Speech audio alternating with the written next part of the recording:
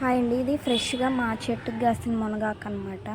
So ఈరోజు మునగాకుతో healthy ఇంకా tasty అయిన మునగాకు పచ్చడి చేసుకుందాం. ఫస్ట్ దానికోసం 15 నుంచి 20 వరకు ఎండుమిర్చి తీసుకోవాలి. ఒక ప్యాన్లో ఆయిల్ వేసుకొని అందులో ధనియాలు, అలాగే జీలకర్ర, ఎండుమిర్చి వేసుకొని బాగా ఫ్రై చేసుకోవాలన్నమాట.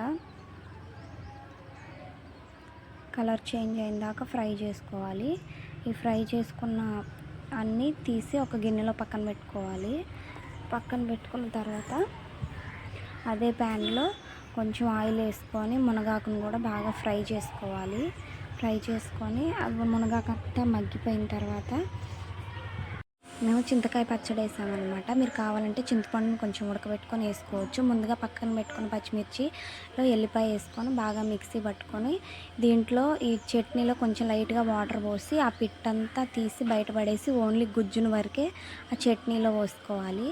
అలా మిక్సీ పట్టుకున్న ఎండుమిర్చిలో మునగాకు కూడా వేసుకొని మిక్సీ పట్టి అందులోనే ఈ చింతపండు రసం కూడా వేసుకొని బాగా మిక్సీ పట్టుకోవాలి.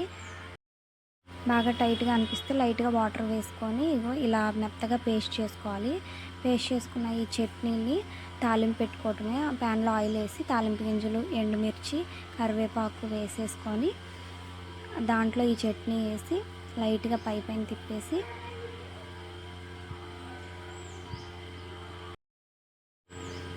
స్టవ్ ఆఫ్ చేసుకోవటం అంతే. ఎంతో టేస్టీ అండ్ హెల్దీ అయిన మునగాకు పచ్చడి రెడీ అన్నమాట.